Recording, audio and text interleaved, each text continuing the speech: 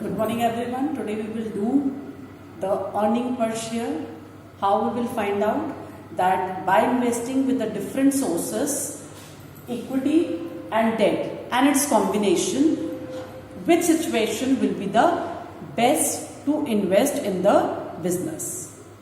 Now in this, the total capital employed is required 40,000. How much we required? 40,000 we are required. Now for investing 40,000, we are having three situations as given over there. So through which you can identify that which one is the best one.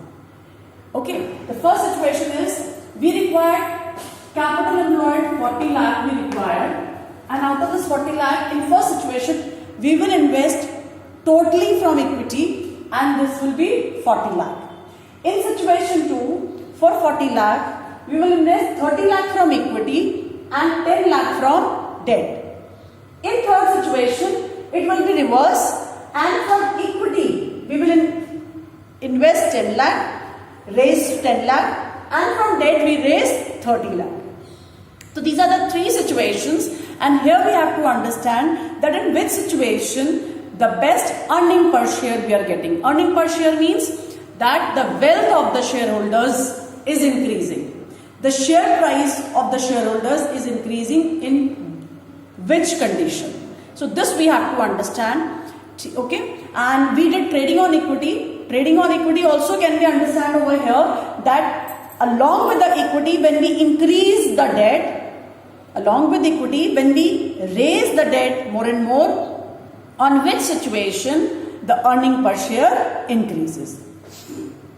So for that we have to do this numerical. Okay, in this question we are having earning before interest and tax. Earning before means the profit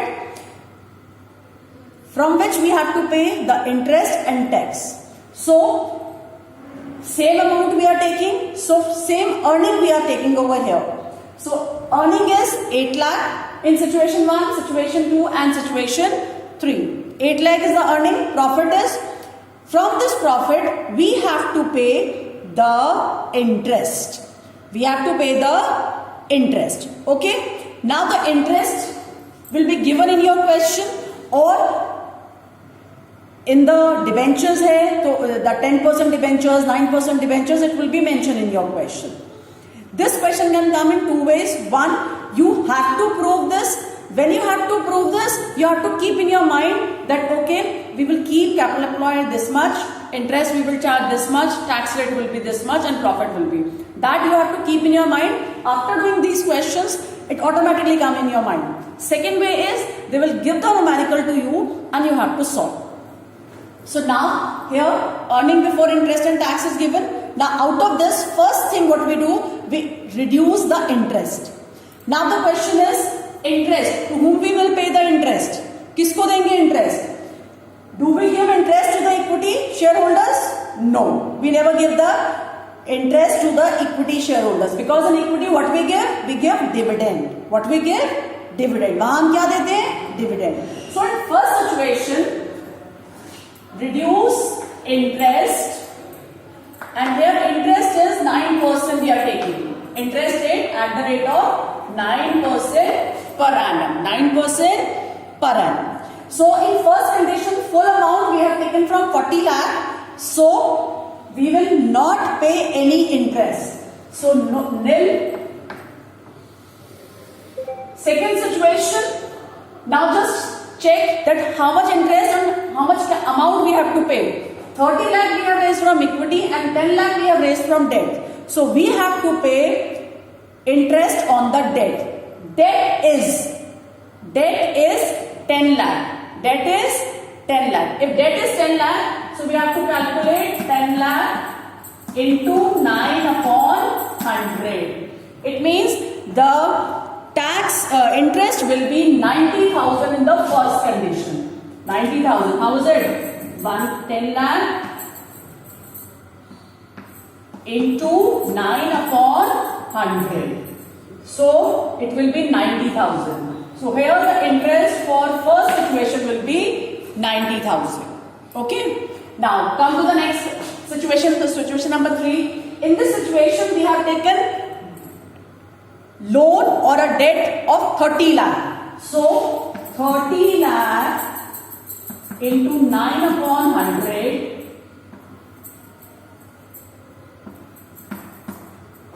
It is 2,70,000 will be your interest. So here we will reduce 2,70,000 from our earning. Now you have to balance it, and the amount which will come out is known as earning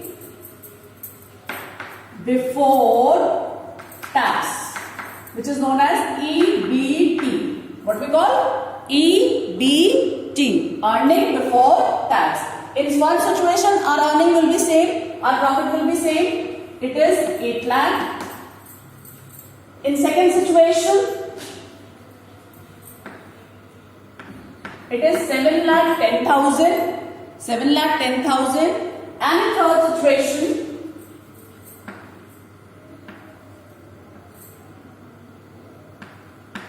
$5,30,000. This is the remaining amount which is known as earning before tax. What it means? That we have reduced we have paid the interest, but still we have to pay the tax.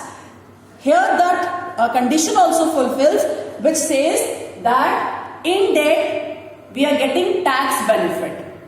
In debt we are getting tax benefit. How is it? In the next step we can understand that. Now on this amount we have to pay the tax. Now tax amount is, we can take usually a 30%, it could be increased to 40%, or it will be given in the question. It depends. So here we are taking tax rate at the rate of 30%. So less tax at the rate of 30%. Okay? Now 30%, now this 30% will not be calculated on the capital employed or capital invested. It will be it will not calculated on the earning before interest and tax. It will be calculated on the earning before tax. The earning from which we have reduced the interest, from that remaining amount we will calculate the tax. Now in the first situation, 30% is the tax rate. 8 lakh is the amount. So how much amount will be there? How you calculate? 8 lakh into 30 upon 100. It is 2,40,000. 2,40,000. So in the first condition, we have to pay tax to the government is 2,40,000. Okay? Done? In this way we calculate. Now on 7,10,000. 7,10,000. We will calculate 30%. We will calculate 30%. So it will come 2,13,000. 2,13,000. कैसे करेंगे? This will be 7,10,000. 7,10,000 into 30 upon 100. This will be calculated and the amount will come 2,13,000. In the third situation, the tax will be 30% on 53. 30% on 5,30,000. This we will calculate. And the amount will be 1,59,000. 1,59,000. ठीक है? So this is what the tax we have to calculate. तो tax calculate हो गया. Now come to the remaining amount. This remaining amount is known as your earning after tax. What do we call it? Earning after tax. EAT. What do we call it? EAT. Earning after tax. Now amount will be 5,60,000. We will reduce it and the balance amount will be 5,60,000. Then 4,97,000. 4,97,000. And in the third condition, 3,71,000. 3,71,000. This is what we are having. the balance, and this amount is known as earning after tax. It means from this amount we have already paid interest in whichever the situation it applied, and we have paid the tax. Now you all have observed something over here. The highest amount of tax we have paid in equity. Highest amount of tax we have paid in equity. Why we have paid on equity? Because as we always says that equity is more costly. So it proves over here. It proves over here. क्यों costly है? Because यहाँ पे tax benefit नहीं मिलता है. We don't get a tax benefit. And why we are not getting tax benefit? Because the dividend will be paid after paying the tax. But in the condition of debt, we are going to have first we have to pay the interest, and on the remaining amount we pay the tax. That's why equity is more costly and debt is less costly. This many times we did this topic in your dividend decision and capital structure. So this is proved over here. Equity is more costly. So here maximum tax we have paid in the equity, where total amount has been taken from equity. Where there is a combination of 30-10, it is reduced. It is comparatively reduced. And where we have taken more from debt, so that has reduced more to 1,59,000. This is clear. Now we have to see that which situation is the best situation. कौन सी situation सबसे best है? ये हमें कैसे पता चलेगा? ये हमें कैसे पता चलेगा कि कौन सी situation best है? We have to take from only from equity, we have to take from more equity and less debt, or we have to take less equity or more debt. So for that, here we use one formula to find out the earning per share. इसके लिए हम क्या करेंगे? हम earning per share का formula देंगे. तो we'll close over it over here. ठीक है?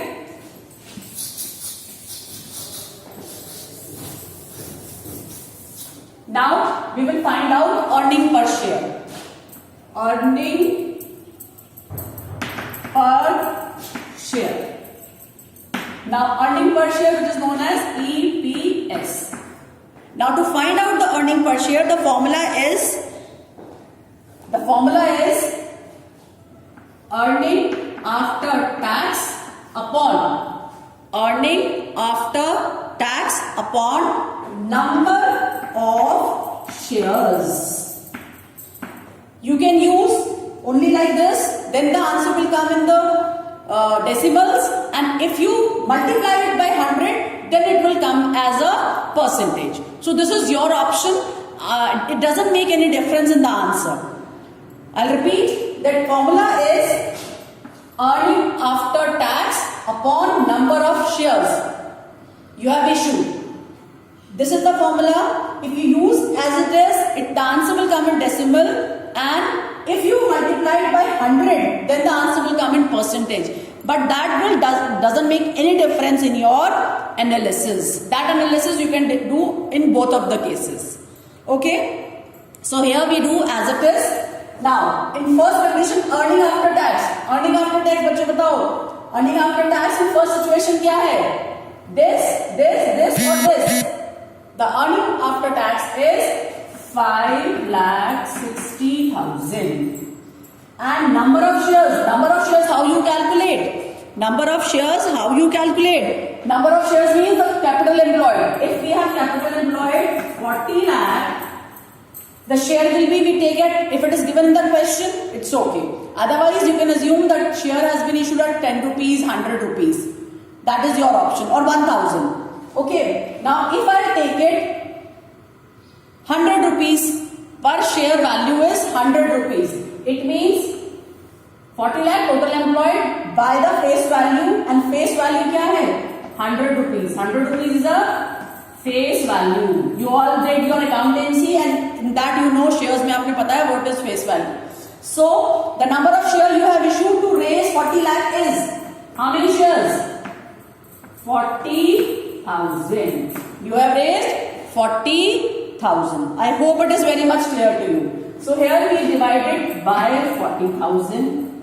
In second situation, the earning after tax is 4,97,000 upon here number of shares 30 lakh है या 10 lakh? ध्यान से देखो, 30 lakh we have taken from equity. It means 30 lakh share, 30 lakh we have raised by issuing one share of 100 rupees. It means number of shares we have issued कितने होंगे? 30 lakh upon face value 100. So number of shares will be 30,000. 30,000. Third and the last situation, 3,71,000 is your earning after tax. Now, just check very carefully. You have to see again and again the situation. In situation 1, the number of shares, the capital we have raised from equity is 10 lakh and debt 30. So it means 10 lakh divided by 100, the number of shares will be 10,000. 10 lakh upon 100. So the number of shares will be 10,000. Sorry, 10,000. ठीक है? Now just we will calculate the amount. In the first situation, we will find out 14 rupees. In second situation, 16.57 rupees earning per share, and in third situation, rupees 37 and 10 paisa.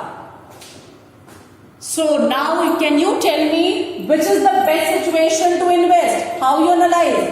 You will analyze by looking into the earning per share.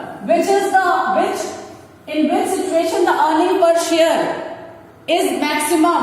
It is in the situation number 3, in which we have invested along with the equity more from debt. 10 lakh only the equity, but debt is increasing to 30. So when in equity we are investing in the business along with the equity on debt and more debt and more debt. In this situation, we earn the maximum earning per share. We have earned maximum earning per share. So this is what we are having. But here one point you have to remember, and the point is this situation only will be applied if, okay, you write down over here, situation क्या होगी?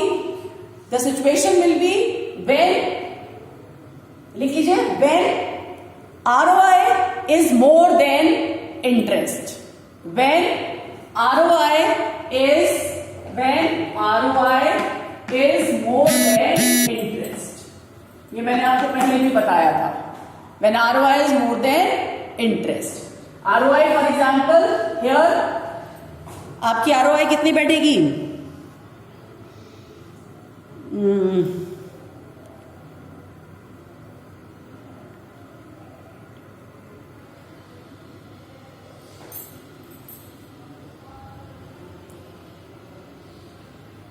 20%. Your ROI is 20%. So ROI is 20% and interest is 9%. So whenever ROI is more than interest, what will happen? We have to take more from debt and less from equity. And the reverse question will be, if ROI is less than interest, then more from equity and less than debt. For this, there is one question given in NCERT, second topic that you can do. Okay, good day for today.